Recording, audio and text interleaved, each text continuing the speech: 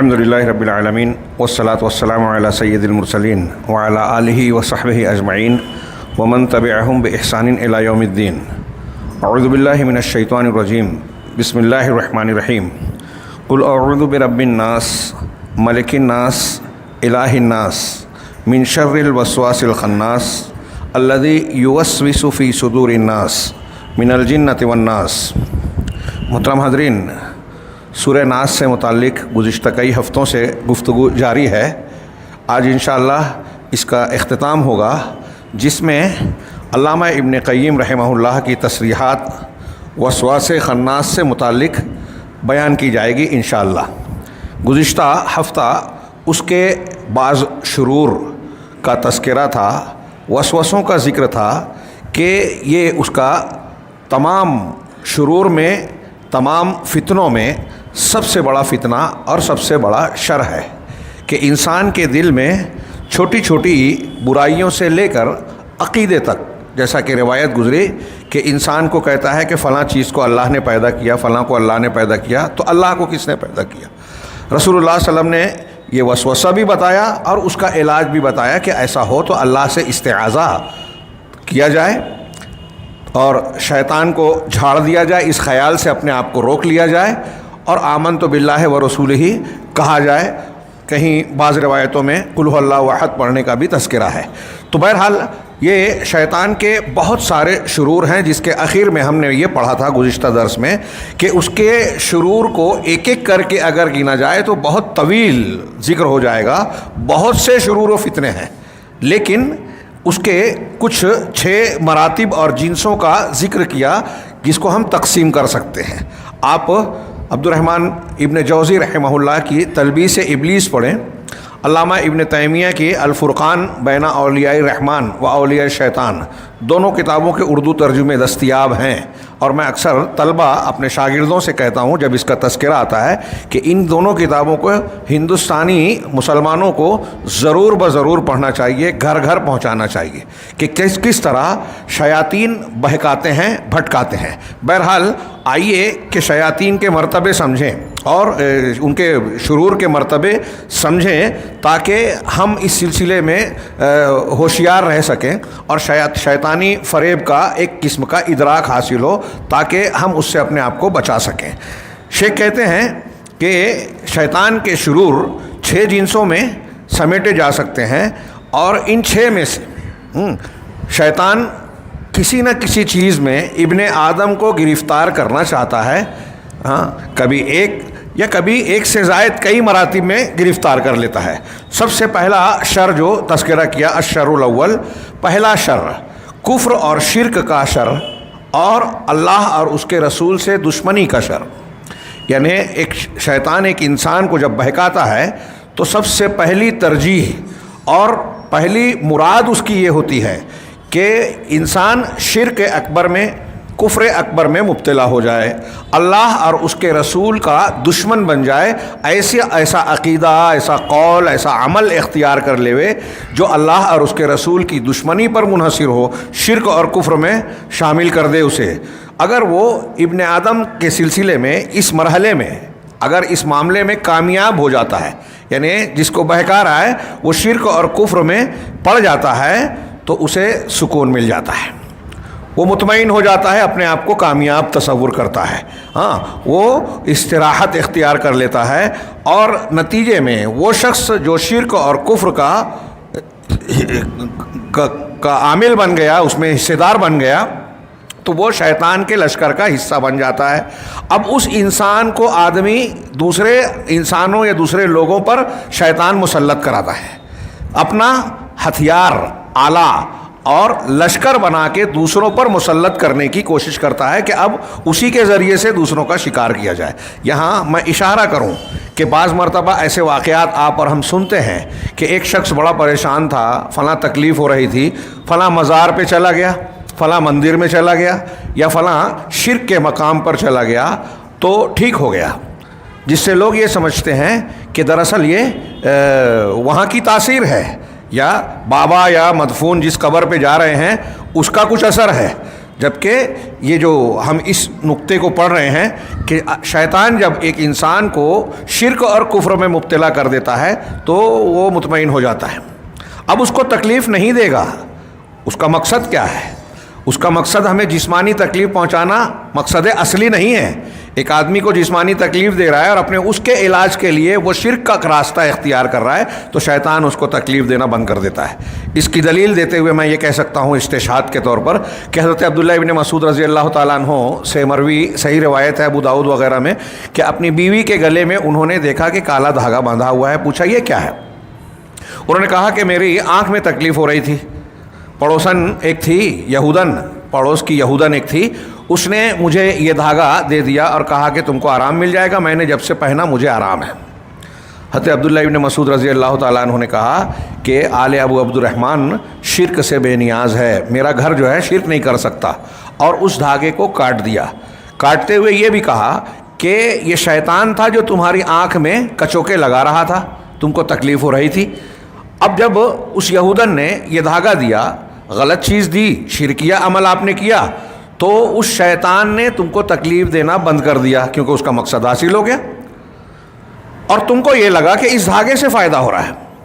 لہذا حضرت عبداللہ ابن مسعود رضی اللہ تعالیٰ عنہ نے اس کے بعد شرعی علاج بتاتے ہوئے انہوں نے کہا کہ اگر ایسی تکلیف ہو تو وہ کلمات کہو جو رسول اللہ صلی اللہ علیہ وسلم نے بتائے ہیں: اذهب الباس رب الناس واشف انت الشافی لا شفاء الا شفاؤک شفاء لا یغادر سقما. تو سب سے پہلی چیز جو ہمارا درس میں ہے، درس کا حصہ ہے کہ پہلا شر شیطان کا یہ ہے کہ وہ انسان کو کفر میں، شرک میں، اللہ اور اس کے رسول کی دشمنی میں مبتلا کرنا چاہتا ہے. اگر اس میں کامیاب ہو جائے تو شیطان مطمئن ہو جاتا ہے اور پھر اس آدمی کو اپنے لشکر میں شامل کر لیتا ہے، اسے استعمال کر کے دوسروں کو شکار کرتا ہے. چنانچہ ایسا شخص ابلیس کے داعیوں اور اس کے نائبین میں شامل ہو جاتا ہے. ہاں، ایسا شخص ابلیس کا گویا معاون و مددگار بن گیا. اب فَإِن يَئِسَ مِنْهُ مِنْ ذَلِكَ، اگر شیطان اس کے اس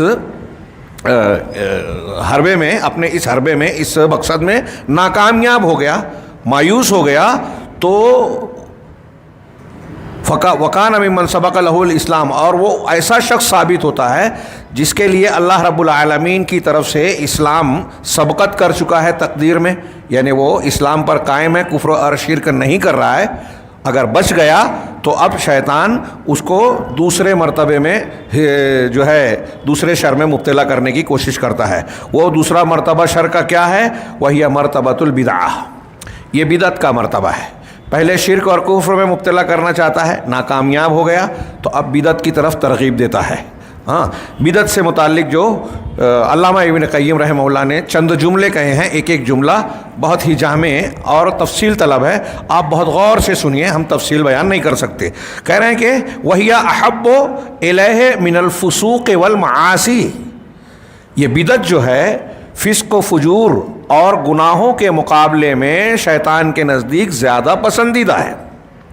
بہت غور سے بدعات جو لوگ کرتے ہیں وہ نیکی سمجھ کے کرتے ہیں، قرآن خوانی، ہاں، نماز، ذکر و اذکار، بدعت انہی چیزوں میں ہوتا ہے، نیکیوں میں ہوتا ہے.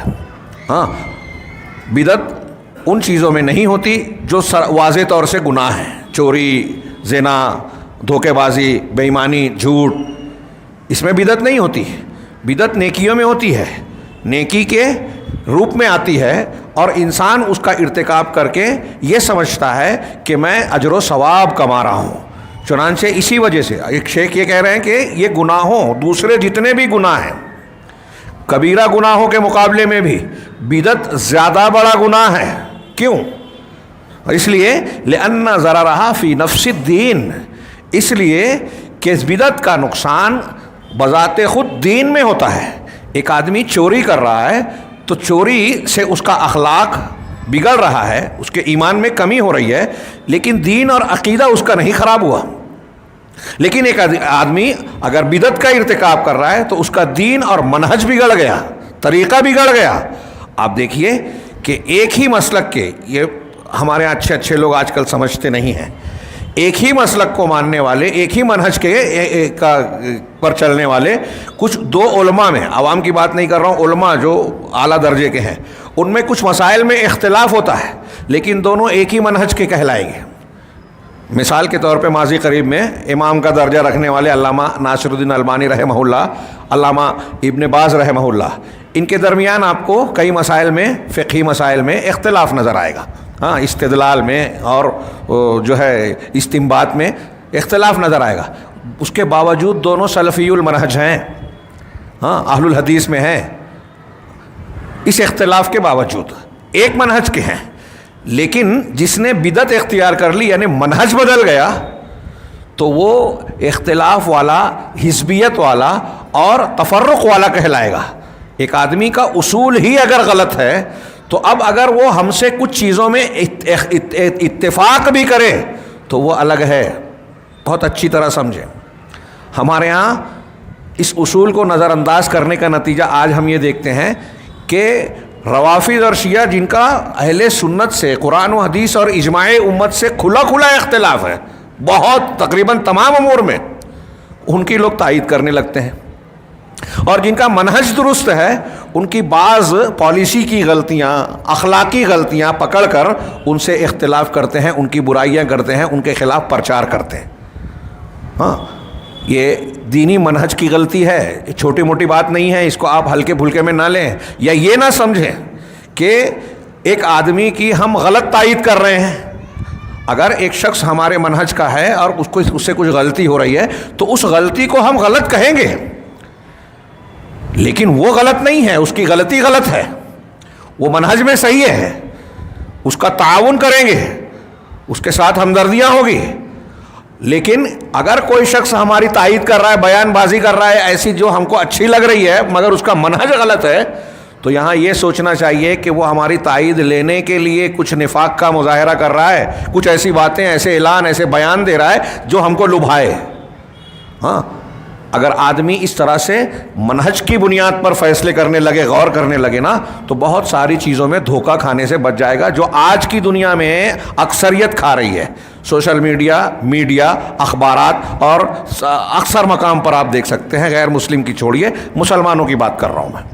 تو وہ شیخ کہہ رہے ہیں، شیخ نے فرمایا کہ دوسرا مرتبہ بدعت کا ہے، اور یہ بدعت جو ہے وہ ابلیس کے نزدیک، شیطان کے نزدیک جو ہے وہ دوسرے گناہوں سے زیادہ محبوب اور پسندیدہ ہے، اس لیے کہ اس کا نقصان بذات خود دین میں ہوتا ہے اور یہ ضرر متعدد ہے، یعنی اس کا نقصان بہت تفصیلی، یعنی بڑا ایسا ہے کہ آپ اگر اس کے نقصانات کو شمار کریں تو ایک لمبی فہرست بن جائے گی۔ کیا کیا نقصان ہوتا ہے؟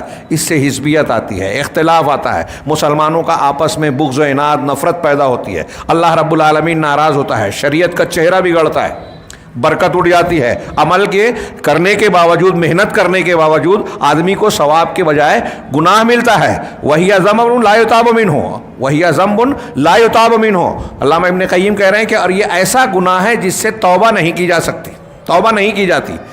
یہ حضرت امام سفیان کا قول بھی ہے کہ بدعت ابلیس کے نزدیک کبیرہ گناہ سے بھی زیادہ افضل پسندیدہ ہے، اور اس لیے بھی کہ اس سے توبہ نہیں کی جاتی۔ کیا مطلب ہوا؟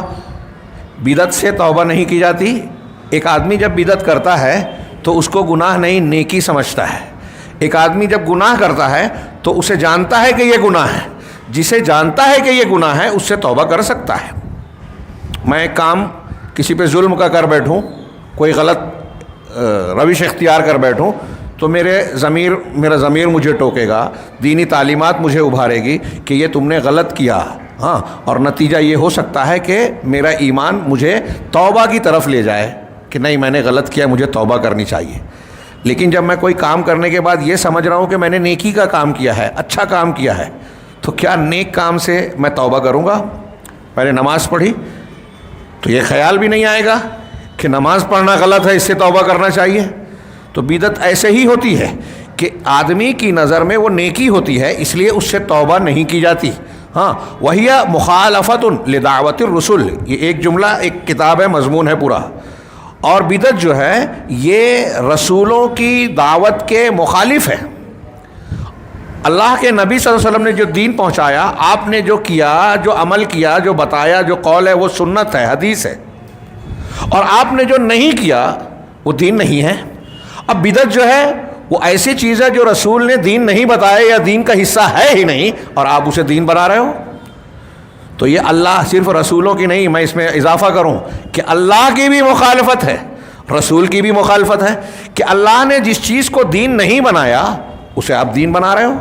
یہی قول آپ امام مالک رحمہ اللہ کے فرمان جو بہت مرتبہ سن چکے ہیں کہ اگر کوئی شخص کوئی نیا کام کرتا ہے اور یہ تصور کرتا ہے کہ یہ دین کا حصہ ہے جبکہ اللہ کے رسول صلی اللہ علیہ وسلم اور صحابہ کرام نے اسے نہیں کیا، نہیں بتایا، تو وہ یہ الزام لگا رہا ہے محمد رسول اللہ صلی اللہ علیہ وسلم پر کہ آپ نے تبلیغ رسالت میں اپنے دین کو پہنچانے کے سلسلے میں جو ہے خیانت کی، آپ نے وہ چھپا لیا، نہیں بتایا، اس کو پتہ چل گیا، اللہ کے رسول صلی اللہ علیہ وسلم نے خیانت کی۔ ہاں، پھر اس کے بعد امام مالک رحمہ اللہ نے قرآن کی آیت پڑھی، الیوم اکملت لکم دینکم، کہ آج کے دن میں نے تمہارے لیے دین کو مکمل۔ اب دین جو مکمل ہے، جب مکمل ہے تو اس میں کسی چیز کے اضافے کی گنجائش ہی نہیں ہے، بدعت اضافہ ہے، تو جو بدعت کر رہا ہے وہ دین میں اضافہ کر رہا ہے، اور وہ یہ کہہ رہا ہے کہ اللہ کے رسول صلی اللہ علیہ وسلم نے دین پورا نہیں پہنچایا، یا اللہ کے رسول صلی اللہ علیہ وسلم نے دین کو کچھ چھپا لیا، یا ان کو پتہ نہیں چل سکا، یا چھپا لیا۔ دونوں ہی سنگین الزام ہیں جو ایک مومن بندہ اپنے پیغمبر جناب محمد رسول اللہ صلی اللہ علیہ وسلم پر لگا نہیں سکتا، سوچ نہیں سکتا۔ پھر امام مالک نے کہا آگے کہ جو اس زمانے میں اللہ کے رسول صلی اللہ علیہ وسلم اور صحابہ کرام کے زمانے میں دین تھا، آج بھی وہی دین ہوگا، اور ہم اضافہ کریں قیامت تک وہی دین رہے گا۔ اور جو اس وقت دین نہیں تھا، میلاد نبی نہیں تھی، شب برات نہیں تھی، ہاں، اور یہ جو نصاب والے اذکار ہمارے یہاں آج کل رائج ہیں، مراقبے ہیں، اور نہ جانے کون کون سی عبادتیں ہیں، ہاں، صلاۃ الرغائب ہے، فلاں صلاۃ، فلاں صلاۃ ہے، قضائے عمری ہے، جو اس وقت نہیں تھی وہ آج بھی نہیں ہے دین کا حصہ، سب یہ دین میں اضافہ ہے، بدعت ہے۔ اس لیے جو یہ پیش کر رہا ہے وہ اللہ کے رسول نے جو دعوت دی ہے اس کے خلاف جا رہا ہے کہ آپ کا دین ہمیں نہیں ماننا ہے، نہیں پہنچانا ہے، ہم جو بنائے ہیں، دوسروں نے جو بنایا ہے، ہم اس کو پھیلا رہے ہیں۔ غور کر لیں اس پر، اگر آدمی ایک ایمان والا، اللہ اور آخرت کا یقین رکھنے والا اگر کوئی بندہ غور کر لے تو وہ شرک کے ساتھ ساتھ بدعت سے بھی انتہائی چوکنا ہو جائے گا، اور اس سلسلے میں اتنا حساس ہوگا کہ جہاں اس کو پتہ چلے کہ یہ فلاں چیز بدعت ہے فوراً اس سے دور ہو جائے گا۔ لیکن ہمارے یہاں لوگ ان چیزوں کو قرآن، حدیث، ایمانیات کے معیار پر نہیں تولتے، شخصیات کی نظر سے دیکھتے ہیں۔ یہ دیکھتے ہیں کہ میں جس گھر میں پیدا ہوا وہاں میرے ماں باپ، باپ دادا اور میرے ماحول اور فلاں اور اصحاب جبہ و دستار جو ہمارے مسلک کے مانے جاتے ہیں، جن کو علامہ، فہامہ اور مختلف القاب سے پکارا جاتا ہے، وہ ان چیزوں کی تائید کر رہے ہیں۔ اب اللہ کے رسول سے تائید ہو رہی ہے نہیں ہو رہی ہے اس سے ہم کو مطلب نہیں ہے، کھینچ تان کے یہ تو ثابت کر ہی رہے ہیں۔ تو معمولی گناہ نہیں ہے، یہ دین کو بگاڑنا ہے، جو ایک جملے میں علامہ ابن قیم نے کہا کہ یہ رسولوں کی دعوت کے خلاف ہے۔ اللہ کے رسول بھی دین کی وہی چیز لوگوں تک، امت تک پہنچاتے رہے اور پہنچائی ہے جو اللہ نے آسمان سے اتاری، اور بدعتی جو ہے وہ اپنے دماغ سے یا بزرگوں اور فلاں روایتوں سے، دوسری قوموں سے لے کر کچھ چیزوں کو دین بنا کر لوگوں میں پھیلا رہا ہے۔ تو رسولوں کی مخالفت، جو رسول نے دین پہنچایا اس سے ہٹ کر دوسری چیز یہ دین بنا رہا ہے، تو رسولوں کی مخالفت ہے۔ ہاں، جو رسول کی مخالفت کر رہا ہے وہ رسول سے محبت کرنے والا نہیں ہے، رسول سے دشمنی رکھنے والا ہے۔ ہاں، ودعا الی خلاف ما جاؤ بہ، اور اس چیز کی طرف اس نے دعوت دی، بدعت کا کرنے والا اور بدعت کی دعوت دینے والا اس چیز کی طرف دعوت دے رہا ہے جو رسول لے کر آئے ہیں اس کے خلاف، جو رسول کی لائی ہوئی تعلیمات کی مخالفت کرتی ہے۔ وہی باب الکفر والشرک، یہ بھی ایک مضمون ہے کہ اور یہ بدعت جو ہے یہ کفر اور شرک کا دروازہ ہے۔ جو شخص بدعت میں جاتا ہے وہ بدعت کے ساتھ کفر میں بھی چلا جاتا ہے۔ یہاں تو ابھی ہم نے ایک جملہ پڑھا نا کہ بدعت سے توبہ نہیں کرتے، اس کی عقلی توجیہ کی کہ کیوں نہیں کرتے۔ ایک ثابت شدہ حدیث ہے مرفوعاً کہ اللہ کے رسول نے فرمایا کہ ان اللہ قد حجب التوبۃ عن کل مبتدع او صاحب بدعت او کما قال، کہ اللہ تبارک و تعالیٰ نے ہر بدعتی سے توبہ کو روک دیا ہے، آڑ بن گیا ہے، توبہ نہیں کرتا، وہ یعنی توفیق سے محروم ہو جاتا ہے۔ اور پھر آگے یہاں کہا کہ ایک آدمی جب بدعت میں جاتا ہے تو شرک اور کفر کے دروازے پہ ہوتا ہے. بدعت کی دو قسمیں کرتے ہیں، بدعت مکفرہ، بدعت غیر مکفرہ. وہ بدعت جو کفر تک پہنچا دے، اور ایک وہ بدعت جو بدعت تو ہے لیکن کفر تک نہیں پہنچتی. تو بدعت مکفرہ کیا ہے؟ شرک اور بدعت، شرک اور کفر بھی سب کے سب بدعت ہی ہیں دین میں. دین سمجھ کے اگر کوئی شرک کر رہا ہے تو دین میں نئی چیز ہے، ہاں وہ بھی بدعت ہی ہے. تو آدمی جب بدعت میں پڑتا ہے نا تو وہ دروازے پہ ہوتا ہے شرک اور کفر کے. بدعت میں اگر اس نے یہ سمجھ لیا، اچھی طرح یہ جملہ دھیان رکھیے کہ اگر اس نے یہ سمجھ لیا جو بدعت کو اس اختیار کیے ہوئے ہے کہ میرے فلاں نے، ایک تو ہمارے ہاں کچھ لوگ خوش فہمی میں رہتے ہیں کہ یہ بھی قرآن و حدیث کا یا اللہ کے رسول صلی اللہ علیہ وسلم کے دین کا حصہ ہے. ایک یہ ہوتا ہے کہ آدمی یہ مان لے کہ میرے فلاں مولانا پیر صاحب بزرگ، انہوں نے خواب سے، کشف سے یا کسی بھی ذریعے سے انہوں نے یہ چیز دین بتائی ہے، دین کے طور پر یہ حلال ہے، یہ حرام ہے، یہ تہوار ہے، جبکہ وہ تہوار اللہ کے رسول نے نہیں بتایا. اگر وہ شخص ایسے کسی انسان کی بات کو جو رسول نہیں ہے، رسول کے بعد ہے، کتنا بھی بڑا آدمی ہو، کتنا بھی بڑا بزرگ ہو، اگر یہ سمجھتا ہے کہ انہوں نے جو بتایا میں اسے دین کے طور پر اختیار کر رہا ہوں، تو وہ اسے شریعت ساز مان رہا ہے. شریعت ساز، شریعت بنانے والا، شارع جو صرف اللہ ہے اور اللہ تبارک و تعالیٰ نے اختیار دیا رسول کو. اصل اختیار اللہ کے پاس ہے. تو ایسی کئی دلیلیں آپ کو ملے گی کہ ایسا سمجھنا کہ غیر اللہ کوئی، نبی کے علاوہ کوئی شخص شریعت ساز شارع ہے، حلال اور حرام قرار دینے کا حق رکھتا ہے شریعت میں، تو وہ مشرک کافر ہو جائے گا. ہاں جو مشہور آیت ہے ومن کیا ہے، اتخذوا احبارہم ورہبانہم اربابا من دون اللہ، کہ انہوں نے اپنے احبار اور رہبان کو اللہ کے علاوہ رب بنا لیا، ارباب بنا لیا. اس کی تشریح آپ نے سنی ہے کہ اپنے علماء کو، عمرہ کو یہ مان لیا کہ جو حلال کہیں حلال، جو حرام کہیں حرام، اللہ کی شریعت کے خلاف بھی کہیں تو اس کو دین سمجھ رہے ہیں، یہی ان کا رب بنانا ہے. اسی طرح قرآن میں ارشاد ہے ام لہم شرکاء شرعوا لہم من الدین ما لم یأذن بہ اللہ، کیا ان لوگوں کے پاس کچھ شرکاء ہیں، اللہ تعالیٰ کے پارٹنر ہیں، جنہوں نے ایسے دین کی شریعت سازی کر دی، بنا دیا ایسا دین اور قانون جس کی اللہ نے اجازت نہیں دی تھی. تو بدعتی آدمی اگر بدعت کو اختیار کر رہا ہے یہ سمجھتے ہوئے کہ اس کو بنانے والے کو شریعت سازی کا اختیار تھا، تو اسے وہ اللہ کا شریک ٹھہرا رہا ہے. اچھی طرح دماغ میں رہے کہ ایسا ماننا، یعنی اس طریقے سے کسی بدعت کو اختیار کرنا، دین میں نئی چیز کو اختیار کرنا، یہ شرک ہوگا. تو بدعتی آدمی کفر اور شرک کے دروازے پر ہوتا ہے. فَإِذَا نَالَ مِنْهُ الْبِدْعَةَ وَجَعَلَهُ مِنْ أَهْلِهَا بَقِيَ أَيْضًا نَائِبُهُ وَدَاعِيًا مِنْ دُعَائِهِ. جب شیطان کسی انسان کے بارے میں اس سلسلے میں کامیاب ہو جاتا ہے کہ اس کو بدعت میں مبتلا کر دے اور وہ اہل بدعت میں شامل ہو جائے، تو یہ بھی شیطان کے لشکر کا حصہ بن جاتا ہے اور اس کے دین کا، اس کی فکر کا داعی بن جاتا ہے. بدعتی شیطانی لشکر کا حصہ ہوتا ہے. اب اس دین کی طرف لوگوں کو بلاتا ہے جو شیطان نے بنا کر اسے دیا ہے، اللہ اور رسول کا نہیں ہے. اور جو اللہ اور رسول کا دین پھیلا رہا ہے، دین حق، قال اللہ اور قال الرسول، یہ اس کا رد کرتا ہے، اس سے نفرت کرتا ہے، اس کی مخالفت کرتا ہے، اس کی مخبری کرتا ہے. دیکھ لیجیے آج کا ماحول. آگے بڑھتے ہیں. اگر شیطان بندے کو اس مرتبے میں بھی شر میں یعنی بدعت میں بھی مبتلا کرنے میں ناکامیاب ہو جائے اور انسان کو، بندے کو اللہ رب العالمین کی طرف سے سنت کا عطیہ اور نوازش ملی ہو اور اہل بدعت اور اہل گمراہی سے وہ دشمنی رکھنے والا ہو، خود بدعت سے بچنے والا ہو، تو اسے شر کے تیسرے مرتبے میں شیطان منتقل کرتا ہے، یعنی تیسرے مرحلے کی کوشش کرتا ہے. اور وہ کیا ہے؟ وہی الکبائر علی اختلاف انواعها. یہ کبیرہ گناہ ہیں. کبائر، کبیرہ گناہ اپنے مختلف قسموں کے ساتھ. کبیرہ گناہوں کی بہت سی قسمیں ہیں.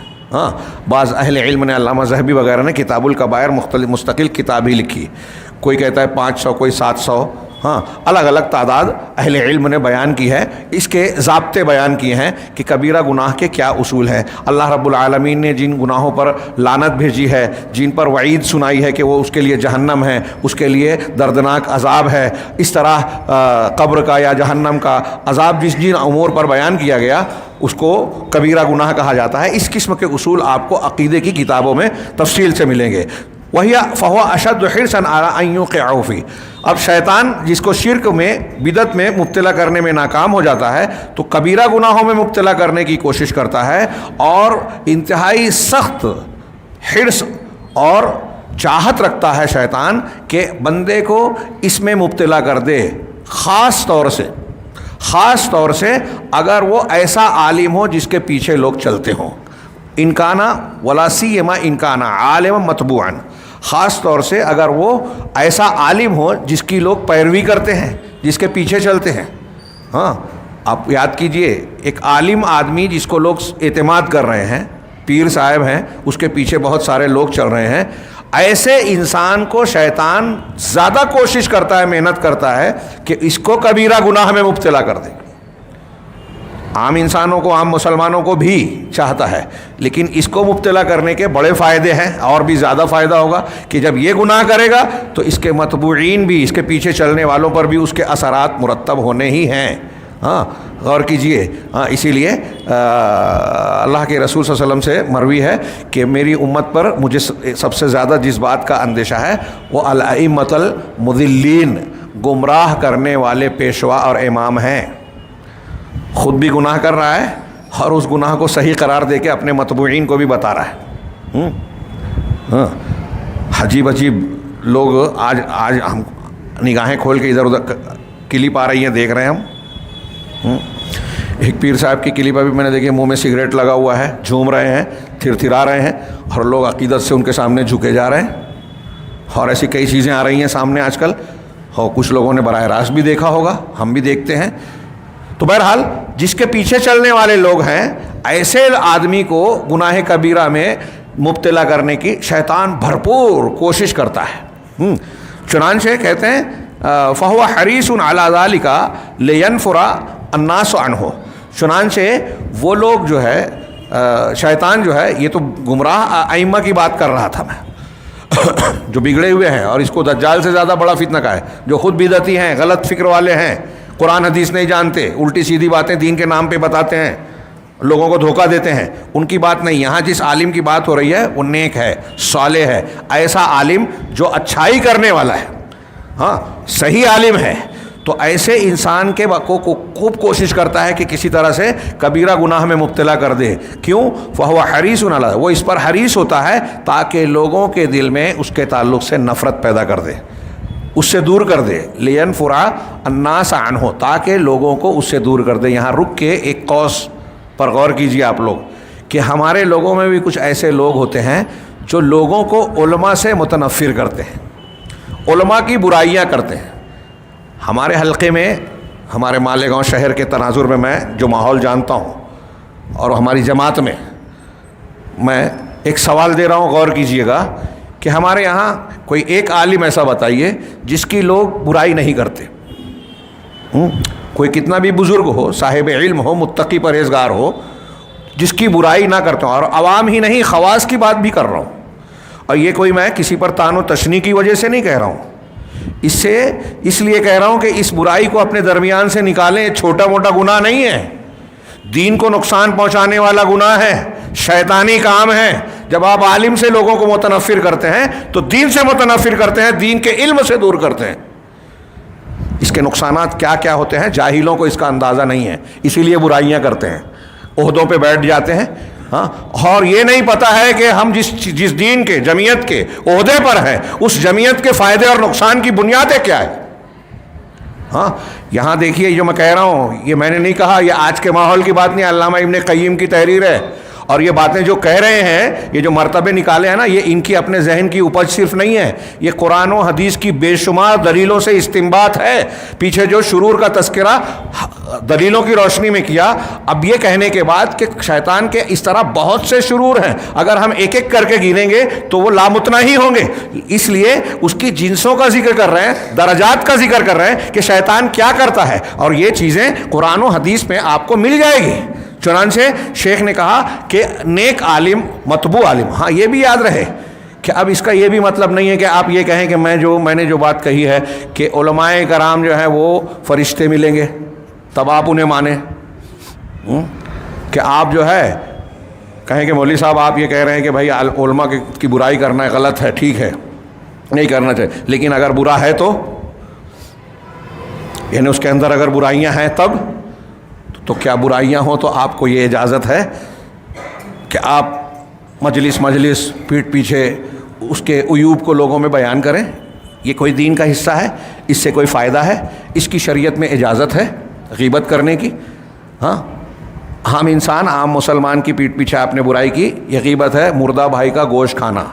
علماء سلف یہ کہتے ہیں کہ اگر عالم کی غیبت کرتے ہیں تو وہ گوشت بھی زہریلا ہے، ایک تو بھائی کا، مردہ بھائی کا گوشت، اور اس میں بھی زہریلا۔ لحوم العلماء مسمومہ، یہ علامہ حاکم وغیرہ کا، امام حاکم وغیرہ میں سے کسی کا قول ہے کہ علماء کے گوشت جو ہے وہ زہریلے ہیں، اور آج یہ زہریلا گوشت ہمارے ہاں عام طور سے کھایا جاتا ہے۔ میں یہ کہہ رہا تھا کہ اب آپ یہ کہیں گے کہ بھائی برائیاں تو ہیں، تو میرا سوال یہ ہے کہ کیا علماء انسان نہیں ہیں، یا وہ درجہ صحابیت یا معصومیت کے پر ہونا چاہیے؟ آپ ایسا مانتے ہو تو کوئی ایک ایسا معصوم انسان لا کے بتائیے جس کو امام، عالم اور ذمہ دار بنایا جائے۔ کیا آج یا کبھی بھی ایسا کہا جا سکتا ہے کہ کوئی عالم ہے اگر تو وہ انسان کے درجے سے اٹھ کر فرشتے کے درجے پر پہنچ جائے گا، اور اس میں کوئی عیب، کوئی گناہ، کوئی نقص اور خامی جھول ہونا ہی نہیں چاہیے؟ اور اگر ہے تو اس کی اصلاح کا طریقہ کیا ہے؟ شریعت نے کیا اس سلسلے میں ہماری رہنمائی نہیں کی ہے؟ کیا اس کا جواز ہے جو ہم اختیار کرتے ہیں برائیاں کرنا؟ ہم جو کرتے ہیں وہ شیطانی طریقہ ہے کہ وہ کوشش کرتا ہے کہ ایک عالم مطبوع برائی کرے، گناہ کبیرہ کرے، گناہ کا کام کرے، اور پھر لوگوں میں تاکہ لوگوں کو میں اس کا چرچا ہو اور لوگ جو ہے وہ اس سے متنفر ہو جائیں۔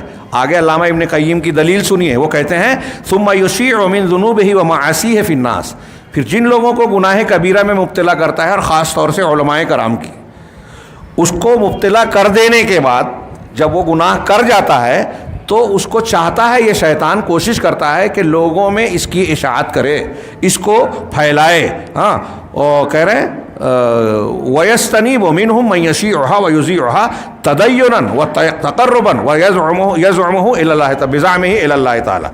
بہت غور سے یہ جملہ سنیے کہ شیطان اس کو پھیلانا چاہتا ہے، کیا کرتا ہے، اور اس سلسلے میں نائب بناتا ہے، اپنا نمائندہ بناتا ہے اس شخص کو جو اس کی اشاعت کرے، اس کو پھیلائے، اس کو پھیلائے۔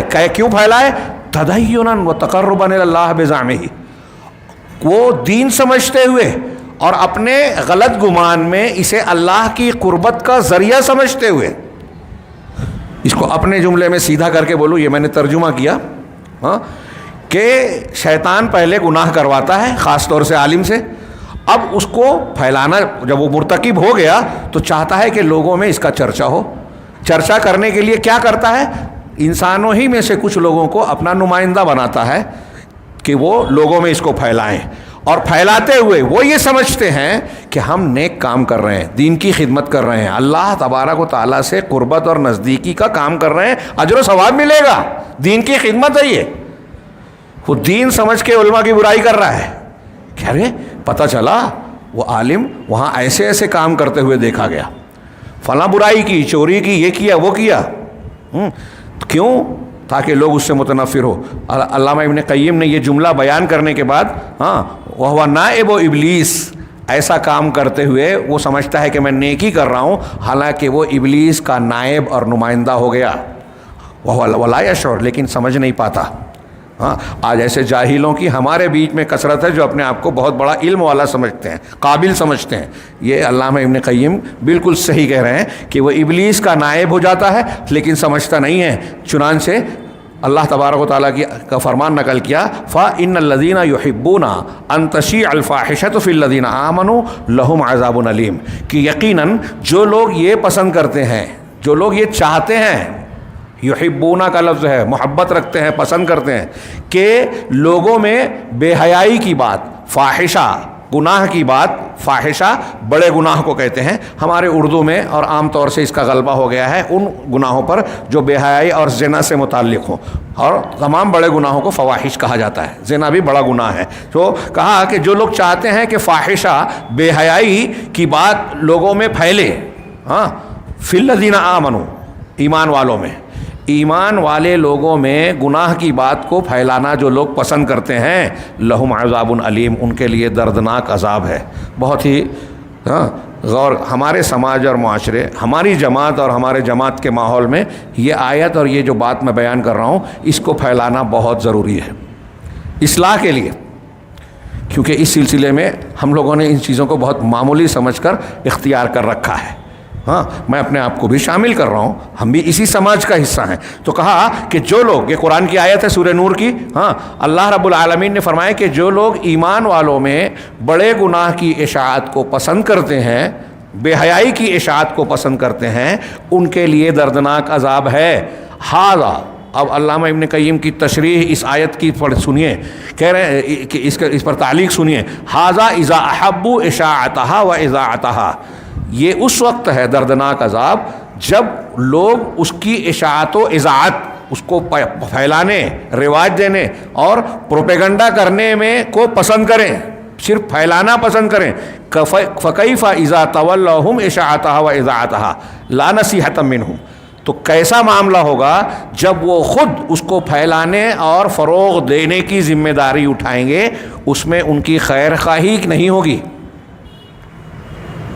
سمجھائیے، علامہ ابن قیم کہہ رہے ہیں کہ قرآن میں اللہ یہ کہہ رہا ہے کہ جو لوگ یہ پسند کرتے ہیں کہ پھیلے، ان کے لیے دردناک عذاب ہے۔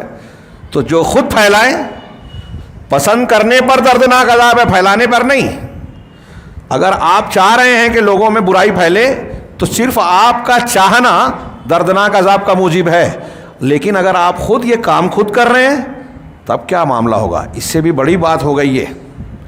پسند کرنا صرف گناہ ایسا ہے کہ دردناک عذاب ہے اس پر، لیکن اگر خود آدمی کرنے لگے جس میں اس کی خیر خواہی مقصود نہ ہو، اس کا بغض ہو، عناد ہو، تکبر ہو، کوئی بھی مقصد ہو، ہاں کہہ رہے ہیں ولیکن طاعتاً ابلیس، بلکہ وہ جو کام کر رہا ہے وہ ابلیس کی اطاعت اور اس کی نیابت میں کر رہا ہے۔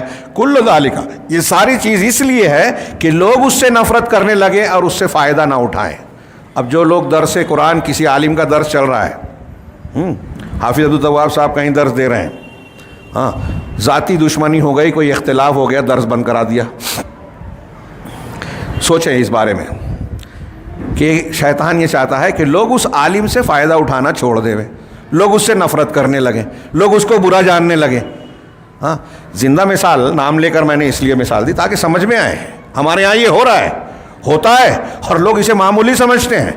ہاں کسی کو برا لگتا ہے تو وہ یہ نہ سوچے کہ میں اس کو بول رہا ہوں، وہ یہ سوچے کہ یہ برائی اگر میرے اندر ہے تو مجھ کو، میں اس کو، یہ مولوی صاحب سمجھا رہے ہیں کہ اصلاح کر لو، اللہ کے یہاں جواب دینے سے اچھا ہے یہاں اصلاح کر لی جائے، اب اس پر مزید دشمنی کی جائے، یہ تو اور زیادہ ابلیس کی نیابت ہوگی۔ کہا کہ یہ ابلیس کی نیابت کر رہا ہے، بلکہ تاکہ لوگ اس سے نفرت کرنے لگے، اس عالم سے، اس آدمی سے، اور اس کے ذریعے سے فائدہ نہ اٹھائیں۔ وَذُنُوبُ هَذَا وَلَوْ بَلَغَتْ عَنَانَ السَّمَاءِ أَهْوَنُ عِندَ اللَّهِ مِنْ ذُنُوبِ هَؤُلَاءِ، کہہ رہے ہیں کہ اس آدمی کا یہ گناہ جو ہے نا، یہ گناہ ان کے گناہ کے مقابلے میں، اگرچہ وہ گناہ آسمان کی پہنائیوں میں بھر جائیں، اس کے مقابلے میں ان کا گناہ، یعنی جو مرتکب گناہ ہے نا، وہ ہلکا ہے۔ سوچئے تھوڑی دیر کے لیے کیا کہہ رہے ہیں علامہ ابن قیم، میں نے ایک گناہ کیا، میں نے سے مطلب ایک عالم سمجھ لیجئے، میں کوئی بڑا عالم نہیں ہوں، کس عالم نے کوئی گناہ کیا جس سے لوگ فائدہ اٹھاتے ہیں، اس نے تنہائی میں کیا، بشری تقاضے سے ہو گیا. ہو سکتا ہے بعد میں توبہ کر لیا ہو, لیکن آپ کو پتہ چل گیا اس کی توبہ کے باوجود آپ اسے پھیلا رہے ہو. توبہ کیا نہیں کیا بھی جانے دیجئے. مومن ہے تو انشاءاللہ توفیق ملے گی, مومن ہے تو رمضان کے روزے رکھے گا, مومن ہے تو کچھ ایسی نیکیاں کرے گا جس سے اس کے گناہ مٹ سکتے ہیں, ایسا ہو سکتا ہے.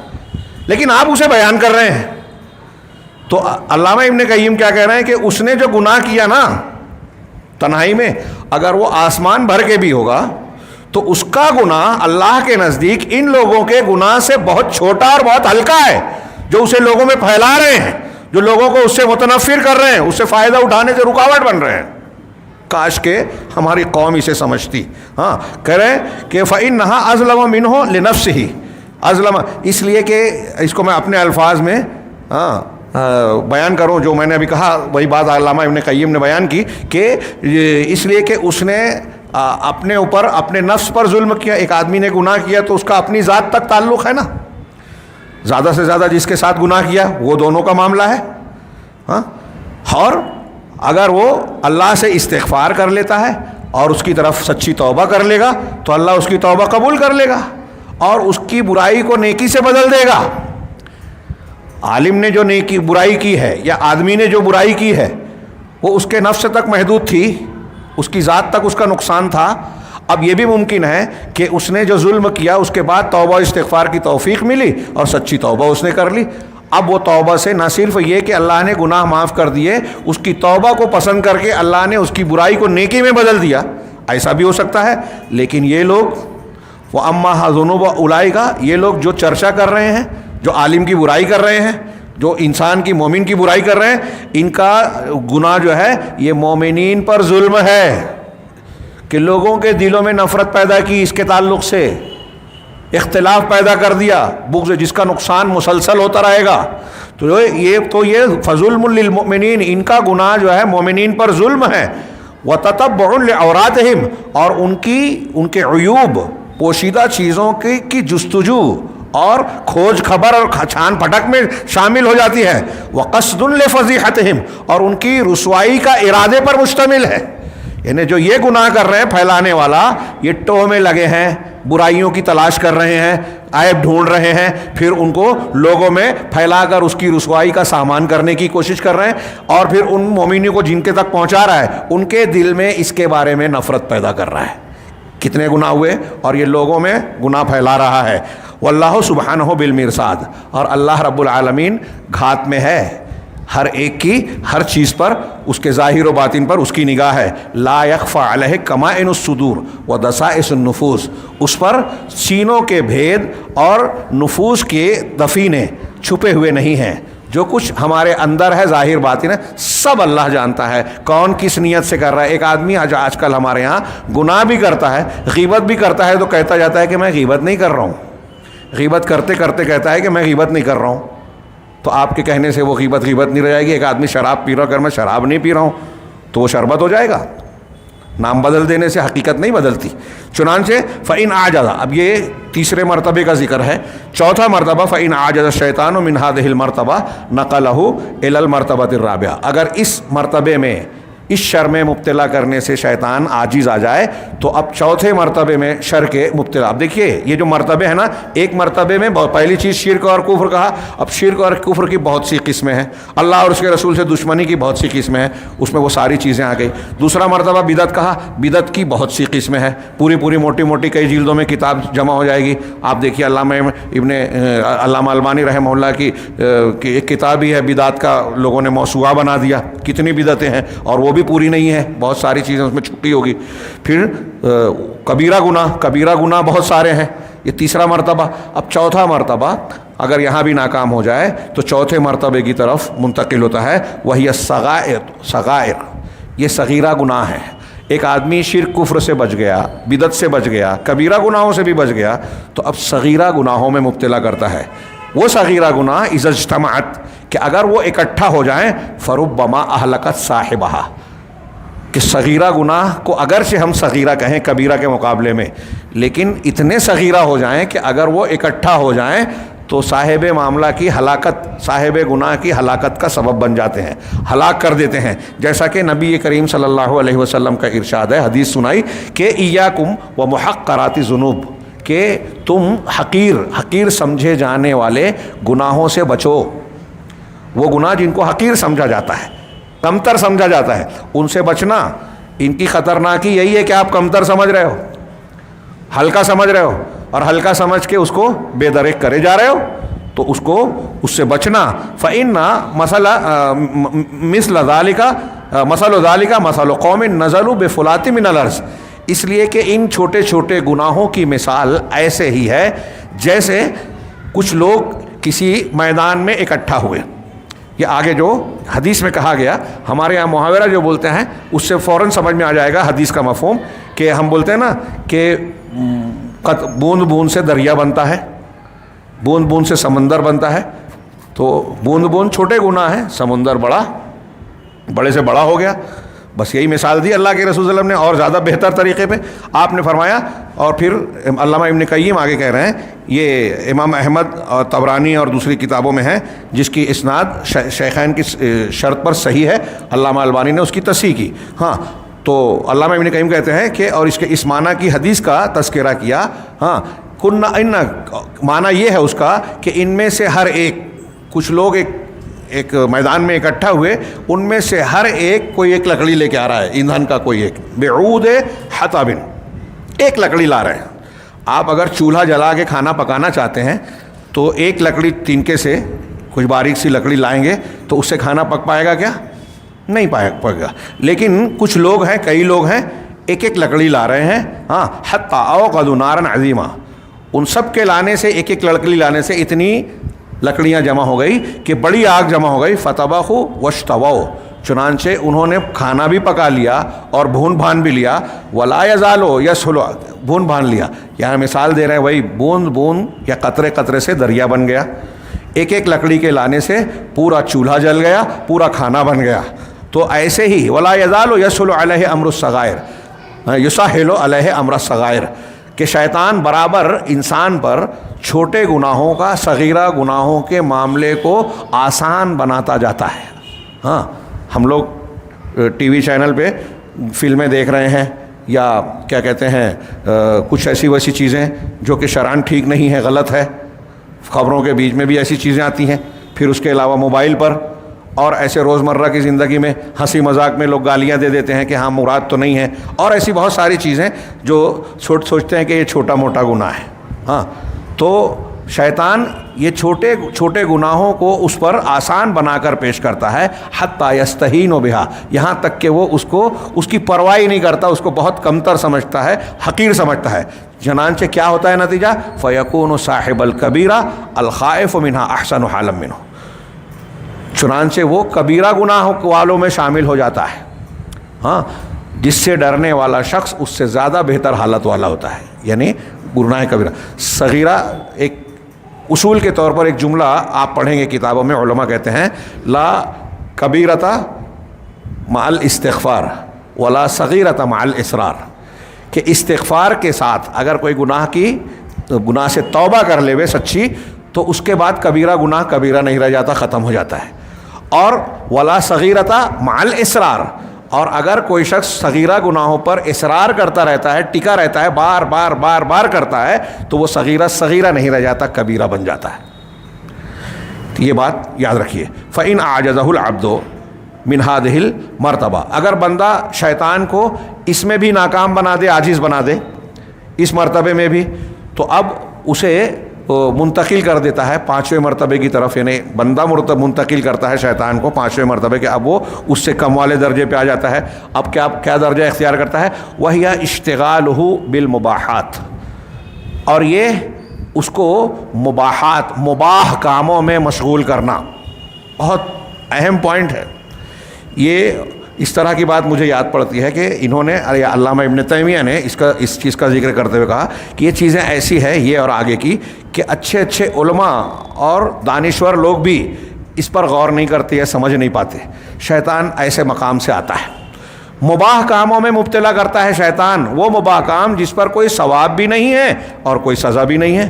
آپ بات چیت کر رہے ہیں، ہنسی مذاق کر رہے ہیں، ثواب نہیں مل رہا ہے، نقصان اب زیادہ ہوگا تو اس میں مسئلہ پیدا ہوگا، لیکن کچھ چیزیں ایسی ہے کہ اس پر کہیں گے کہ کوئی گناہ بھی نہیں ہے، ثواب بھی نہیں ہے، تو ایسے کاموں میں مبتلا کرتا ہے، کھیل کود میں، ہاں، جس میں نہ ثواب ہے نہ سزا ہے، لیکن بالعاقبتها فوق الثواب الذي ضاع علیہ باشتغالہ بہا، لیکن اس کا انجام آپ اگر مباح کاموں میں اپنا وقت لگاتے رہیں تو اس کا نتیجہ کیا ہوگا؟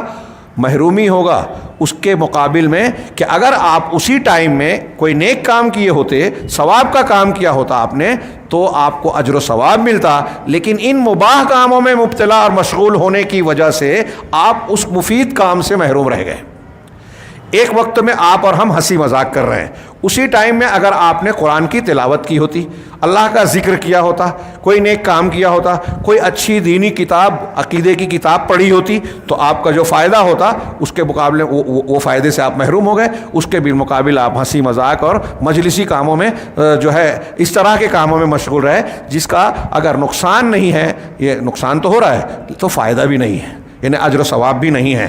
ہاں، فَإِنْ عَجَزَهُ الْعَبْدُ، یہاں میں تفصیل میں نہیں جا رہا ہوں، گھڑے کی سوئی دیکھ کر، اگر بندہ اس کو اس مرتبے میں بھی ناکام کر دے، یعنی مباح کام جس میں نہ فائدہ ہے نہ نقصان بظاہر، ہاں ظاہر سی بات ہے اس میں مشغول رہ کے وہ نیکیاں چھوڑ دیتا ہے، اب اگر بندہ اس میں بھی مرتبہ کر دے تو کہہ رہے ہیں وَكَانَ حَافِظًا لِوَقْتِهِ، وہ اور بندہ اپنے وقت کی حفاظت کرنے والا اور اس کا حریص ہو کہ نہیں میرا وقت ضائع نہیں ہونا چاہیے، یعلم مقدار انفاسہ وانقطاعہا، وہ اپنی زندگی کے لمحات، اپنی سانسوں کی اور اس کے منقطع ہو جانے کی قدر و قیمت کو جانتا ہو۔ جو شخص جانتا ہے کہ ہماری سانسیں چل رہی ہیں، ہمارے وقت جا رہے ہیں، موت کی طرف ہم بڑھ رہے ہیں، تو وہ وقت کی قیمت قدردانی کرے گا۔ اگر وہ ایسا ہے اور اپنا وقت ضائع نہیں کر رہا ہے، وما يقابلها من النعیم والعذاب، اور اس کے مقابلے میں جو نعمت اور عذاب ہے اس کو ترجیح دیتا ہے، نقلہ الی المرتبۃ السادسہ، تو اب یہ ایسا سمجھنے والے، سوجھ بوجھ رکھنے والے انسان کو انسان جو ہے وہ شیطان کو چھٹے مرتبے میں مبتلا کرتا ہے۔ اور وہ کیا ہے چھٹا مرتبہ؟ کہ انسان ایسا ہے، دیکھیے غور کیجئے کہ مباح کام میں بھی اپنے آپ کو بچا رہا ہے جس میں ثواب نہیں ہے، ٹائم ضائع ہو رہا ہے، وقت ضائع ہو جا رہا ہے، نہیں نیک کام کرنا چاہیے، تو اب وہ نیک کام کرنا ہی چاہتا ہے، تو شیطان کیا کرنا چاہتا ہے؟ کیا کہتا ہے؟ وَهِيَ أَن يُشْغِلَهُ بِالْعَمَلِ الْمَفْضُولِ عَمَّا هُوَ أَفْضَلُ مِنْهُ۔ عجیب بات کہ شیطان یہ کوشش کرتا ہے کہ افضل کام سے ہٹا کر مفضول کام میں آدمی کو مبتلا کرے۔ اس کو آسانی سے سمجھانے کے لیے کہ آپ ایک کام کرتے ہیں اس میں آپ کو 100 نیکی ملنے والی ہے، اور ایک کام کرتے ہیں اس میں آپ کو 10 نیکی ملنے والی ہے، تو شیطان یہ کوشش کرتا ہے کہ 100 والے سے ہٹا کر 10 والے کی طرف لائے۔ آدمی جب اس میں کم مشغول ہوگا تو یہ سمجھے گا نا میں نیک کام کر ہی رہا ہوں، تو نیک کام، اب دیکھیے ہمارے یہاں آپ کو بہت سی چیزیں ایسی نظر آئے گی، یعنی محنت میں جہاں زیادہ فائدے کی چیزیں وہاں لوگوں کے لیے وقت نہیں ہے۔ ابھی ہمارے یہاں درس چل رہا ہے، ہاں بہت سے لوگوں کو ایسا لگتا ہے کہ اس کی ضرورت نہیں ہے، جبکہ وہ زیادہ ضرورت مند ہے۔ دینی تعلیم کے مسلسل مذاکرے سے نہ صرف یہ کہ ہماری پچھلی تعلیم تازہ ہوتی ہے، ایمان تازہ ہوتا ہے، بلکہ دین میں علم میں اضافہ ہوتا ہے، ایمان میں اضافہ ہوتا ہے، اور اس کے بے شمار فائدے ہیں۔ بعض غلط فہمیوں کا ازالہ ہوتا ہے، ہاں، اور علم دین جتنا گہرا ہوگا اتنا مفید ہوتا جاتا ہے۔ علم کے فوائد آپ جانتے ہیں، اس کو لوگ ترجیح نہیں دیں گے۔ یہاں بیٹھنے کے مقابلے میں سمجھیں گے کہ ہم جا کے فلاں ایک کام کر رہے ہیں، ہاں، تو اس میں زیادہ مطلب وہ ہمارے لیے مفید ہوگا، جبکہ یہاں بیٹھنا علم کے کاموں میں مشغولیت زیادہ اہمیت کی حامل ہے۔ آپ سنیں، اسی کی طرف اشارہ کرتے ہوئے ہمارے ائمہ سلف کہتے تھے کہ آدمی کا نفل عبادات کے مقابلے میں دین کا صحیح علم علماء حق سے حاصل کرنا یہ زیادہ فضیلت والی بات ہے، زیادہ مفید ہے کہ آدمی اسی طریقے سے نیکیوں میں کہ 2 مسلمانوں میں جھگڑا ہے اس سے ملا دینا، یہ رسول اللہ صلی اللہ علیہ وسلم نے فرمایا کہ اس کا اجر و ثواب، اگر آپ اصلاح کرنے کی کوشش کر رہے ہیں تو اس کا اجر و ثواب نفلی صدقے سے، نفلی نماز سے، نفلی نیکیوں سے زیادہ بہتر ہے عبادات سے۔ لیکن اب ہمارے یہاں کچھ لوگ ایسا سمجھتے ہیں کہ عبادات ہی کل دین ہے، اور اس کے کچھ فضائل بیان کرنے کے بعد نوافل کا انتہائی اہتمام کرتے ہیں اور ان نوافل سے کہیں زیادہ افضل چیزوں اور حقوق کو پامال کر دیتے ہیں. ہاں، ایک طرف بہن کا اور فلاں کا حق مار لیا، جبکہ آپ حق نہیں، آپ احسان اگر کریں کسی بھوکے بھائی کو کھانا کھلا دیں تو نفلی نماز سے زیادہ بہتر ہوگا بعض حالات میں. ضرورت مند کو ضرورت پوری کر دیں تو وہ یہ چیزیں جو ہے نا، شریعت کی یہ فہم آج آپ کو اچھوں میں نظر نہیں آئے گی. ہمارے رشتہ داروں میں آپ کو ملے گا کہ آپ ہمارے شہر میں دیکھیے کتنے لوگ نفلی حج اور عمرہ کر رہے ہیں. ان کے قریب ترین رشتہ دار، دور کی بات چھوڑ دیجئے، قریب ترین رشتہ داروں میں آپ کو ایسے ملیں گے جن کے گھر کی چھت ٹپکتی ہے، جن کے یہاں گاہے بگاہے فاقے کی نوبت ہوتی ہے، جن کے یہاں کوئی بیمار ہے لیکن علاج کی گنجائش نہیں ہے. اس طرح کی خبریں انہیں ملتی ہے، لیکن اپنے آپ کو تسلی دیتے ہیں ارے وہ اسی لائق ہے. یہ اس لائق وہ نہیں ہے، آپ نیکی کے لائق نہیں ہیں. اللہ رب العالمین آپ کی بھی آزمائش کر رہا ہے، اس کی بھی آزمائش کر رہا ہے، اور آپ نے جب یہ کہہ دیا، منہ پھیر لیا یہ کہہ کے کچھ بھی تسلی دے کر، تو آپ ناکام ہو گئے. اب وہ جا رہے ہیں عمرہ کرنے. کوئی بتائے، کسی مولوی صاحب سے فتویٰ پوچھیں کہ ایک بے چھت کو یا حاجت مند کی حاجت کو پوری کر دینا، جو جہاں وہ مجبور ہے، ایک مقروض ہے اس کے قرض کو ادا کر دینا، یہ زیادہ افضل ہے یا اس قسم کی نیکی جو نفلی حیثیت رکھتی ہے؟ اس کا یہ مطلب ہرگز نہیں ہے کہ میں حج اور عمرے کی تنقیص کر رہا ہوں، اس کی اپنی فضیلت ہے، ترغیب ہے، بار بار کیجئے. لیکن جب دو نیکیاں سامنے آئے تو کس کو ترجیح دینی چاہیے، اس شعور کی بات کر رہا ہوں میں. ہمارے یہاں اس کا تقریباً فقدان ہے کہ کس چیز کو نیکی کو ترجیح دینا چاہیے. بہت اہم چیز ہے. اور دیکھیے کہ شیطان جو کسی بندے کو کفر اور شرک میں نہیں مبتلا کر سکا، بدعت میں مبتلا نہیں کر سکا، کبیرہ گناہ میں مبتلا نہیں کر سکا، صغیرہ میں مبتلا نہیں کر سکا، مباح میں مبتلا کر کے وقت ضائع نہیں کروا سکا، تو اب یہ آخری مرتبہ، چھٹا مرتبہ ذکر کیا کہ اس کو کوشش کرتا ہے کہ فضیلت والے کام سے ہٹا کر کم درجے والے کام میں مشغول کرے. کریں دنیا کے معاملے میں اکثر اس کی مثال دیتا ہوں. اگر آپ کو ایک جگہ آپ کوئی سامان بیچ رہے ہیں، میں ایک چیز یہاں بیچوں گا، مجھے 100 روپیہ منافع ملے گا، لیکن پتہ چلے کہ 20 کلومیٹر فلاں جب بازار ہے وہاں جا کے بیچوں گا تو مجھے 500 روپیہ منافع ملے گا، تو میں کس کو ترجیح دوں گا؟ اللہ کے رسول نے فرمایا کہ اگر آدمی جماعت سے نماز پڑھتا ہے تو 25 گنا، اکیلے نماز کے مقابلے میں 25 اور 27 گنا اجر و ثواب بڑھ جاتا ہے. آپ کسے ترجیح دیں گے؟ وہی بات یہاں بیان کر. یہ میں اشارہ کر رہا ہوں، حدیثوں کی روشنی میں یہ سب بیان کیا گیا ہے کہ شیطان یہ کوشش کرتا ہے چنانچہ لِيَرْبَحَ عَلَيْهِ الْفَضْلَ وَيَفُوتَهُ، تاکہ اس کو جو ہے جو کم درجے کا عمل ہے اس کا نفع ملے، اور جو فضل والا اعلیٰ درجے کا عمل کا اجر و ثواب ہے اس سے محروم کر دے. چنانچہ شیطان اسے حکم دیتا ہے ایسی نیکی کے کرنے کا جو مفضول ہے، کم فضیلت والی ہے، اور اس پر اسے ابھارتا ہے، اس نیکی کو خوبصورت بنا کر دکھاتا ہے. اذا تزمنا، خاص طور سے اس وقت جب وہ ایسی نیکی میں مشغول ہونا موجب ہوتا ہے افضل نیکی کو چھوڑ دینے کا. یعنی شیطان اس چھوٹی نیکی میں مبتلا کرنے کو اور اس کو خوبصورت بنانے کی کوشش کرتا ہے جس کے ارتکاب سے، جس میں مشغول ہونے سے آدمی زیادہ فضیلت والی نیکی کو چھوڑ دیتا ہے، زیادہ بلند نیکی، اونچی نیکی کو چھوڑ دیتا ہے. وَقَلَّ مَن يَنْتَبِهُ لِهَذَا مِنَ النَّاسِ، یہ علامہ ابن قیم کہہ رہے ہیں کہ بہت کم لوگ ہیں جو اس بات پر آگاہ ہو پاتے ہیں، یہ بات سمجھ پاتے ہیں. لوگوں میں بہت سارے لوگ اس کو سمجھتے نہیں ہیں. سمجھانے کے بعد بھی بہت سے نہیں سمجھتے ہیں. کہہ رہے ہیں فَإِنَّهُ إِذَا رَعَا فِيهِ دَاعِيًا قَوِيًّا. کیوں ایسا کیوں ہوتا ہے نہیں سمجھتے ہیں؟ اس لیے کہ جب ان کے دل میں کوئی نیکی کا، اطاعت کے کام کرنے کا مضبوط محرک اور داعیہ پاتے ہیں، اور اس میں کوئی شک نہیں ہوتا کہ وہ کام جو ہے اطاعت کا ہے، قربت کا ہے، نیکی کا ہے، تو پھر جب وہ نیک کام کی طرف داعیہ پیدا ہوتا ہے تو ایسا نہیں ہو سکتا کہ وہ یہ سمجھے یا یہ کہے کہ یہ داعیہ اور جذبہ شیطان میرے اندر پیدا کر رہا ہے. جب ایک نیک کام کا جذبہ پیدا ہوا ایک آدمی کے اندر تو وہ یہ کیسے سمجھے گا کہ اس نیک کام کے لیے مجھے شیطان ابھار رہا ہے؟ سوچ ہی نہیں سکتا. اسی لیے آدمی کو جو کہا نا کہ اکثر لوگ سمجھتے نہیں ہیں، اسی لیے نہیں سمجھتے. وہ کہے گا نا کہ کیا میں نیک کام کر رہا ہوں، اس نیک کام کو مجھ کو شیطان کروائے گا؟ ایسا ہو ہی نہیں سکتا. حالانکہ وہ یہ نہیں جانتا کہ اس نیک کام میں جو 10 اجر کما رہا ہے وہ شیطان اس کو کئی 100 اجر والے کام سے روک رہا ہے. ہاں فإن الشیطان لا یأمر بالخیر، وہ یہ سوچ نہیں سکتا. کیوں؟ اس لیے کہ شیطان وہ سمجھے گا کہ شیطان خیر کا حکم نہیں دے سکتا. وَيَرَىٰ أَنَّ هَذَا خیر، اور وہ یہ سمجھتا ہے کہ یہ نیکی ہے. فیقول، تو وہ کہتا ہے هَذَا الدَّاعِی مِنَ اللَّہِ، یہ جو کام میں کر رہا ہوں، یہ جو دل میں جذبہ پیدا ہوا ہے، یہ اللہ کی جانب سے ہے. وَهُوَ مَعْذُورٌ، جبکہ وہ معذور ہوتا ہے. لَمْ يَصِلْ عِلْمُهُ إِلَىٰ أَنَّ الشَّيْطَانَ يَأْمُرُ بِسَبْعِينَ بَابًا مِنْ أَبْوَابِ الْخَيْرِ، وہ یہ نہیں اس درجے تک، اس کا علم اس درجے تک نہیں پہنچ سکا کہ شیطان خیر کے 70 دروازوں سے داخل ہوتا ہے.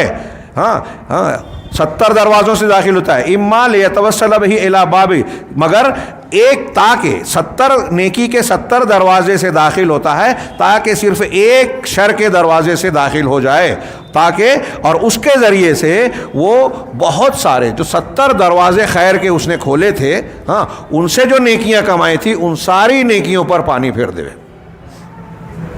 یہ میں نے اپنے الفاظ میں ان کی عبارت کا ترجمہ کرنے جاؤں تو تھوڑی سی مشکل آئے گی. اس کی مثال دیتے ہوئے صحیح مسلم کی ایک روایت میں پیش کروں، اس میں تفصیل میں اللہ کے رسول صلی اللہ علیہ وسلم کا فرمان یہ وارد ہے کہ قیامت سے قریب ایک دن ایک ایسا وقت آئے گا کہ دین اور دین پر عمل کرنے والے لوگ غائب ہو جائیں گے، نہیں ہوں گے. تو شیطان لوگوں سے آگے کہے گا کہ یہ اچھی بات نہیں ہے کہ تم میں کوئی اللہ کا نام لینے والا ہی نہیں ہے، نیکی کرنے والا ہی نہیں ہے، دین پر عمل ہی نہیں کرتے. تو لوگ کہیں گے ہاں واقعی یہ بات تو ہے. تو اب شیطان ان کو کہے گا دین پر کام عمل کرو.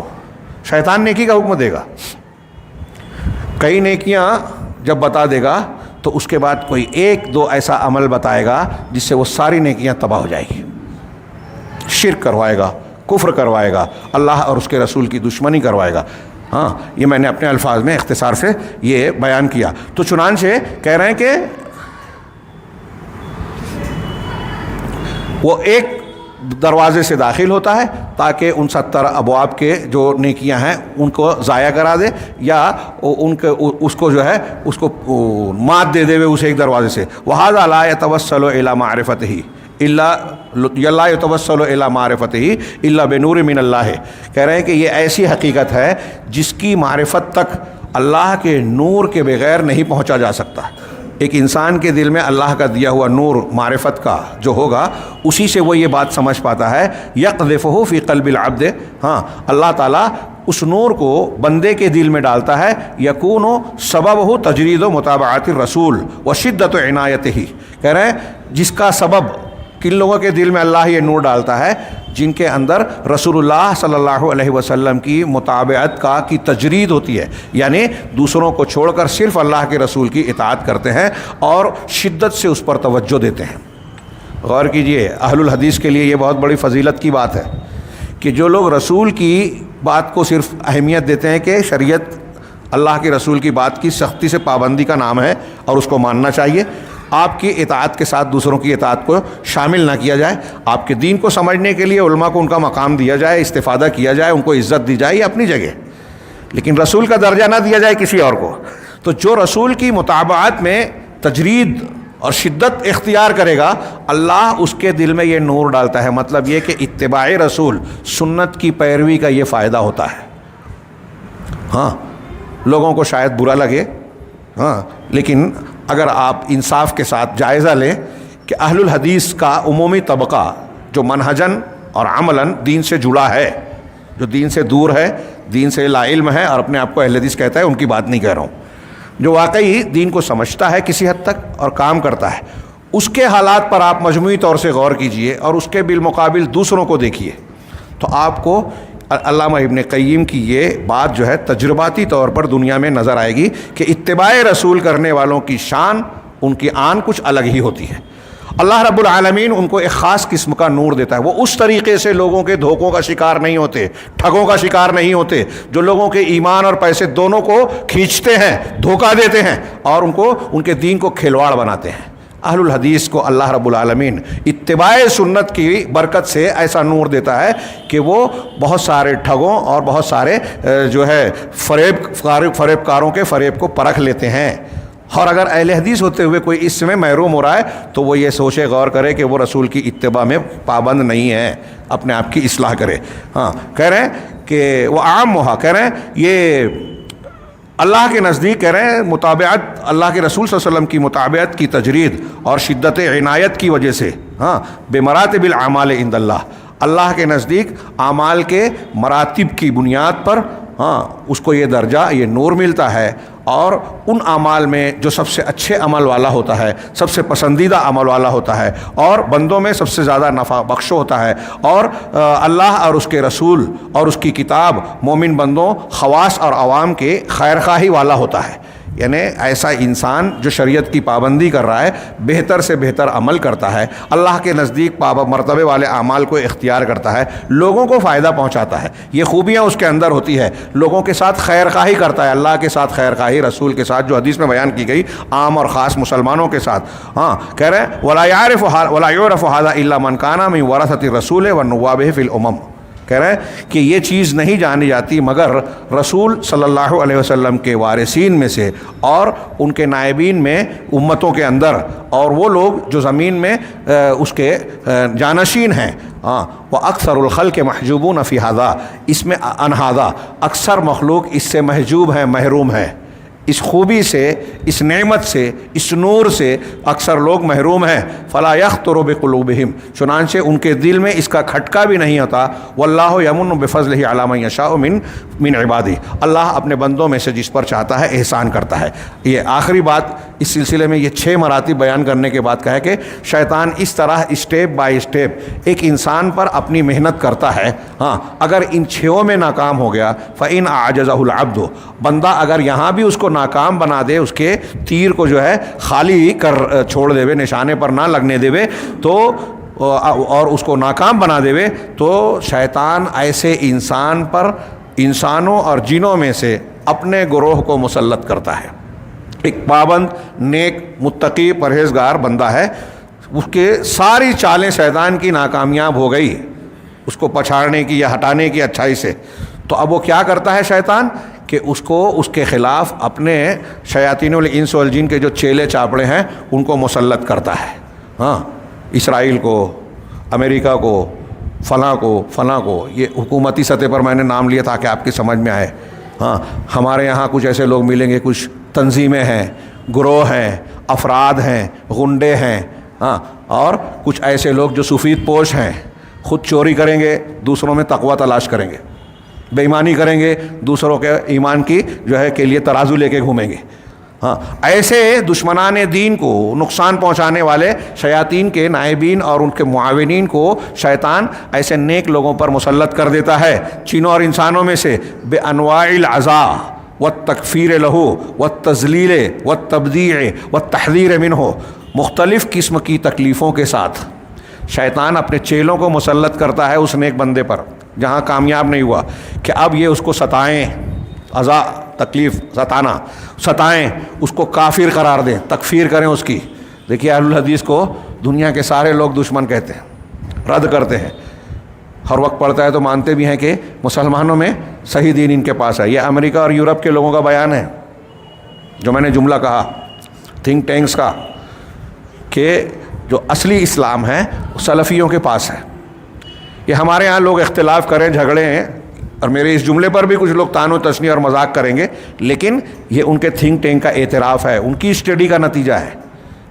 کہا کہ وہ کافر قرار دیتے ہیں اہل حق کو، سچے آدمی کو، شیطان کے چیلے چاپڑے، وہ تضلیل، اور ان کو گمراہ قرار دیتے ہیں، ان کو گمراہ قرار دیتے ہیں، تبدیع، ان کو بدعتی قرار دیتے ہیں، اور لوگوں کو ان سے ڈراتے ہیں۔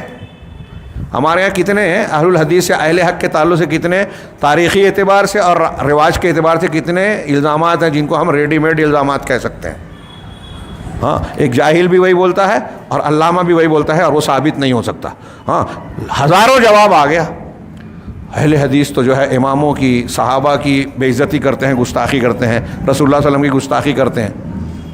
آپ کو ایسے کچھ اعتراضات ریڈی میڈ قسم کے ہر جگہ، میں نے کہا ہزاروں، لاکھوں کہہ لے چلے گا، اس کے جوابات کتابی شکل میں، تحریری تقریری شکل میں آپ کو ملیں گے، لیکن ان جوابات کو سننے کو وہی دہرائیں گے ہر بار، جو جھوٹ ہیں، غلط ہیں، لوگوں کو دور کرنے کے لیے۔ یہ ٹھیک ایسے ہی ہے، مسلمانوں میں اہل حق سے متعلق اہل بدعت کا یہی رویہ ہے، جیسے عالم پوری دنیا کے اندر جو ہے اہل اسلام کے تعلق سے غیر مسلموں کے الزامات ہیں. اسلام تلوار کے زور سے کتنی کتابیں لکھی گئی, کتنے حقائق پیش کیے گئے. مسلمانوں کے علاوہ غیر مسلم بھی اس کی تردید کرتے ہیں کہ نہیں یہ صحیح نہیں ہے, لیکن ایک طبقہ جو ہے اسی کو دہراتا ہے. کتنے ہم روز جواب دیتے ہیں, بیانات دیتے ہیں کہ اسلام دہشت گردی, انتہا پسندی کی تعلیم نہیں دیتا, لیکن دنیا کے مخالفین, دشمنان دین اس کی دلیلیں پیدا کرتے ہیں اور پھر ثابت کرنے کی کوشش کرتے ہیں, لوگوں کو بدگمان کرتے ہیں کہ نہیں یہی دہشت گرد ہوتے ہیں. اسرائیل, امریکہ پوری دنیا کے سامنے دہشت گرد واضح طور پہ دکھ رہا ہے, ان کی تعلیمات میں بھی یہ چیز موجود ہے, لیکن میڈیا اسے بولے گا بھی نہیں. میڈیا میں کس کے لیے یہ لفظ استعمال کیا جائے, اس پہ بڑا دباؤ ہے. خیر, تو کہا کہ ان سے لوگوں کو ڈرایا جاتا ہے. وقصد اخمالہ و اطفائہ, اور اس کو گمشدہ کر دیا جائے, اس کو بجھا دیا جائے, اس کے چراغ کو, تاکہ اس کے دل کو تشویش میں مبتلا کرے. یہ سب کچھ کس لیے کیا جاتا ہے؟ اب دیکھیے, جو حق سچی خبریں ہیں, سچے لوگوں کی خبریں میڈیا میں نہیں آتی, اس کو بجھایا جاتا ہے, گمنامی میں ڈالنے کی کوشش کی جاتی ہے. یہ ساری چیزیں جو کی جاتی ہے کہ مخالفت کی جائے, اذیت پہنچائی جائے, تاکہ اہل حق جو ہے تشویش میں مبتلا ہوں. وَيُشْغِلَ بِحَرْبِهِ فِكْرَهُ, اور اپنے حربے سے, ہتھ کنڈوں کے ذریعے سے اس کی فکر کو مشغول کر دے اور لوگوں کو اس سے فائدہ اٹھانے سے روک دے. فَيَبْقَى سَعْيُهُ فِي تَسْلِيطِ الْمُبْطِلِينَ مِنْ شَيَاطِينِ الْإِنسِ وَالْجِنِّ عَلَيْهِ, کہہ رہے ہیں چنانچہ اس کی کوشش انسانوں اور جنوں میں جو شیاطین ہیں اس کو اس صاحب حق اور صحیح دین والے پر مسلط کرنے میں پوری قوت صرف ہو جاتی ہے, لگ جاتی ہے, جو رکتی نہیں ہے, ٹھہرتی نہیں ہے اس وقت تک جب تک کہ مومن جو ہے وہ جنگ کا لباس نہ پہن لے وے اس کا مقابلہ کرنے کے لیے, اور موت تک جو ہے اس کو اتارے نہیں. مطلب اس کا مقابلہ اسے کرنا ہی پڑتا ہے, اور جب اس لباس کو وہ اتار دے گا تو اس کے حربے, اس کے ہتھ کنڈے اسے اپنا نشانہ بنائیں گے, قیدی بنائیں گے, اور اس کو مجروح کریں گے, زخمی بنائیں گے. چنانچہ وہ شیاطین کے گروہ سے مسلسل جنگ کی حالت میں ہوتا ہے, یہاں تک کہ اللہ تبارک و تعالیٰ سے ملاقات کرتا ہے. فتأمل هذا الفضل, شیخ نے کہا کہ اس فضیلت اور اس موقع کی اہمیت پر غور و فکر کیجئے, اور یہ غور کیجئے کہ یہ جو باتیں ہم نے بیان کی ہے یہ کتنی نفع بخش ہے, اور اس کو ایسا معیار, یہ جو چیزیں بیان کی گئی ہے اس کو آپ میزان بنا لیجئے, معیار بنا لیجئے, جس کے ذریعے سے لوگوں کو ناپیے اور اپنے اعمال کی بھی پیمائش کیجئے, اپنے اعمال کا بھی جائزہ لیجئے. اس لیے کہ فَإِنَّهُ يُطْلِعُكَ عَلَى حَقَائِقِ الْوُجُودِ, اس لیے کہ وجود کے حقیقتوں پر آپ کو مطلع کرے گا اور مخلوق کے مراتب کو بتائے گا کہ کون کس درجے کا ہے. وَاللَّهُ الْمُسْتَعَانُ وَعَلَيْهِ التَّغْلَانُ. اس کے بعد علامہ ابن تیمیہ نے جو من الجنۃ والناس, سورہ ناس کے آخری حصے کا ذکر کیا, جن اور انسانوں میں سے, اور اس کے بعد میں سمجھ رہا تھا جیسا کہ شروع میں کہا تھا کہ شیاطین سے, آج یہ مکمل کر دیں گے, شیاطین کے شر سے بچنے کے 10 گر قرآن و حدیث سے علامہ ابن قیم نے بتائے ہیں, اور مختصراً بتائے ہیں, لیکن وقت کافی زیادہ ہو گیا ہے. انشاءاللہ آئندہ ہفتے میں اس کو سرسری طور سے بیان کرنا چاہوں گا, خاص طور سے ایسے تناظر میں جب ہمارے یہاں جادو, ٹونا, آسے, پھونک جھاڑ اور رقیہ سے متعلق کچھ بحثیں کافی کی جا رہی ہیں, تو اس میں شیاطین سے بچنے کے جو طریقے شریعت نے بتائے ہیں, اگر ایک بندہ ان کو لازم پکڑ لے تو میں سمجھتا ہوں ان سب چیزوں کی جو مختلف فی ہیں, متنازع ہیں, اس کی ضرورت ہی پیش نہیں آئے گی. اللہ رب العالمین ہم کو دین کی صحیح سمجھ اور اس پر عمل کی توفیق عطا فرمائے. وآخر دعوانا ان الحمد للہ رب العالمین وصلی اللہ علیہ نبینا محمد.